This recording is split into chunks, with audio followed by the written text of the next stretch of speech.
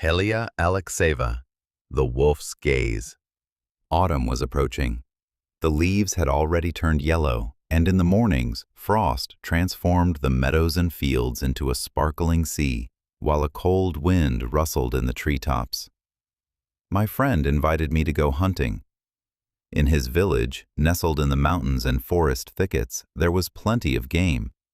The dog would pounce on the trail of a hare or a flock of partridges every 100 steps, and the swamps and small ponds, overgrown with reeds and algae, were literally teeming with wild ducks and snipe.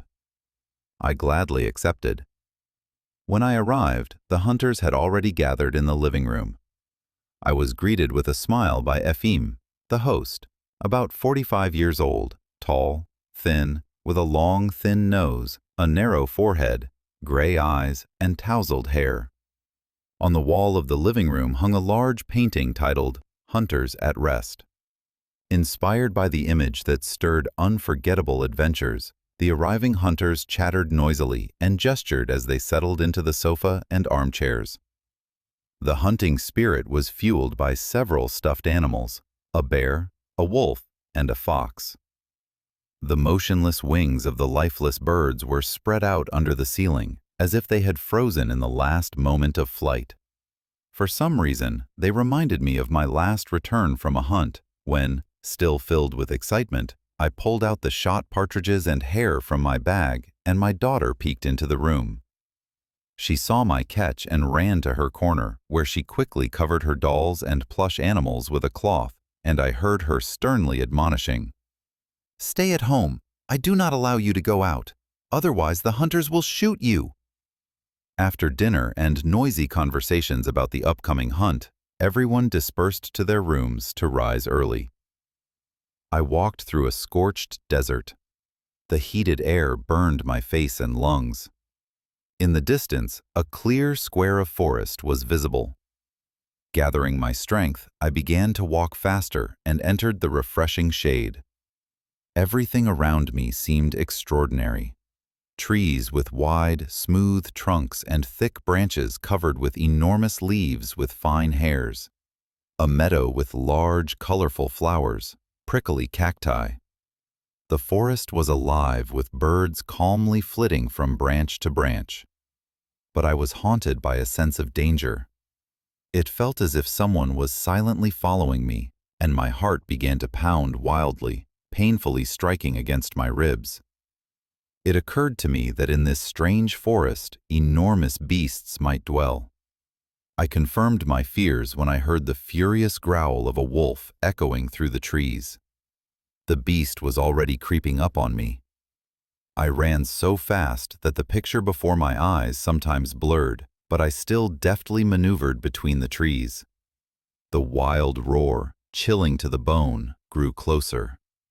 The scent of the wolf filled my lungs to the brim. The breath of the enemy was very near. I slipped and flew somewhere, scraping my legs and arms. A deep, damp pit was covered with thick, dense moss, which cushioned my fall. Above, white clouds floated, resembling exotic beasts, and I felt the bliss of nature and the impending struggle with an unfamiliar world. I didn't even have a regular knife. A rustling came from the bushes, and I began to listen intently. The sun shone in my eyes, but I could make out a bird that noisily took off and disappeared into the bushes. I calmed down a bit and tried to climb out, sliding on the velvety surface of the moss and grabbing onto some creeping plants with a sharp smell. When I was almost out of the pit, melodious calls of a dove rang out above me and abruptly ceased. The branches rustled, and I saw 3 strange beings before me. Tall, muscular, resembling humans, they were covered in silvery fur. If they hadn't had human figures, I would have said they were wolves. Without giving me a moment to recover, the strangers, shouting loudly, rushed at me. I tried to defend myself, but received a blow to the head. Darkness clouded my vision, and I staggered under the weight of the bodies that piled on me, continuing to defend myself as I lost consciousness. But it seemed the attackers had no intention of killing me. I fell to the edge of the pit, The tall moss filled my mouth and nose, and my vision blurred. My hands and feet were bound with strong ropes. Half alive from fatigue and despair, I closed my eyes. My victors, animatedly conversing in an incomprehensible language, settled in the shade next to me. After resting, they stood up and gestured for me to follow them. I also gestured for them to untie me, realizing that resisting was futile. They agreed, and I, accompanied by these strange beings, stumbled along the path until we arrived at a small house. The door opened easily, and I was pushed into a low room. One of the guides took a steel hoop off a hook and, roughly pushing me under the chin, fitted it around my neck. Then he pulled out a steel chain and connected it to the hoop. Only then did I realize the full weight of what had happened. I sat on a rough bench, dully waiting, completely unaware of where I had ended up and how I would free myself. I had lost track of time in the forest and didn't know how long had passed. Finally, they came for me. 2 wolf men removed the collar and led me along a dirt road. We arrived at a large stone building of strange shape, resembling a living creature. Cold, cruel eyes pierced through me. I realized this was a representative of a higher caste. He had very beautiful, lighter, smoother, shimmering silver fur. It was strange that he spoke to me in my native language. Apparently, during the time I had been sitting chained, they had learned everything about me. How did you end up in this forest? All the people who lived in cities before are already registered with the Migration Bureau. You, humans, have nearly destroyed the living world. We arrived just in time and saved this planet. It took us 500 years to deal with overpopulation, lack of resources, and food. We stopped tsunamis, hurricanes, earthquakes, and the increased eruptions of volcanoes. The gods of light from the constellation Orion guided us and controlled us. Now we have tens of thousands of agents, orbital stations, mass media, all science, politics, and economics.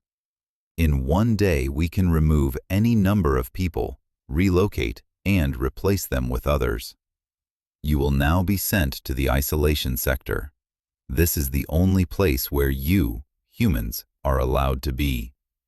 He approached the screen, entered the date and time with his fluffy hand, and pronounced the number that appeared. 965, 320.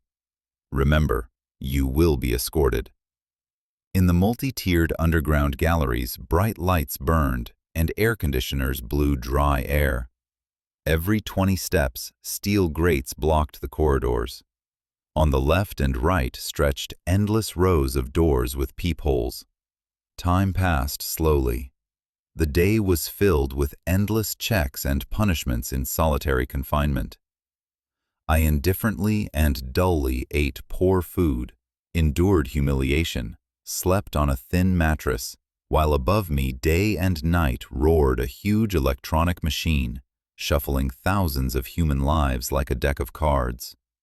Humans performed the hardest work that could not yet be entrusted to robots.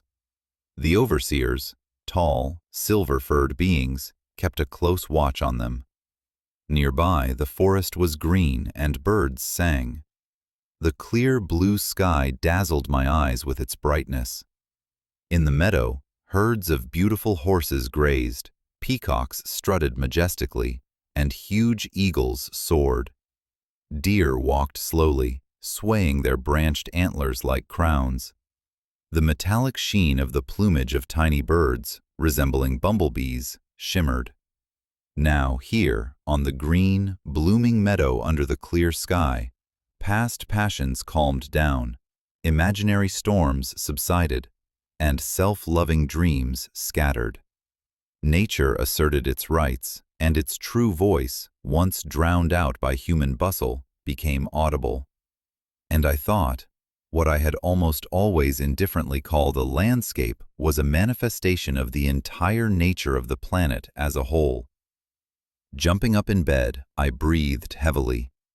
Licking my parched lips, I slammed my fist on the bed. A terrible dream. The cold sweat was slippery and chilly, like a snake's skin. It was still dark, and the room was shrouded in gloom. A sudden chill ran through my body. Chilling fear stretched its clawed paws and gripped my throat. Gasping as if someone was truly choking me, I got out of bed and barely stood on my feet, trying to shake off the nightmare from my sleep. In the living room, there was a noise. The hunters were chatting and gathering for breakfast. Petrovna, the host's older sister, knocked on my door. "Wake up, everyone is already gathered. They are just waiting for you." I descended into the living room completely shattered. The painting where the hunters boasted of their catch, which had seemed so calm and peaceful to me yesterday, and the stuffed animals made me freeze. The sharp, harsh gaze of the wolfman cut through the entire space of the room. I realized that today, or perhaps never again, I would be able to lift a gun and shoot even a hare or a partridge. I told the host, to his great surprise, that I would not participate in the hunt, and left that very day. If this short story resonated with you, you can find the printed edition via the link below this video. A like and a subscription to the channel will help you stay updated on new videos.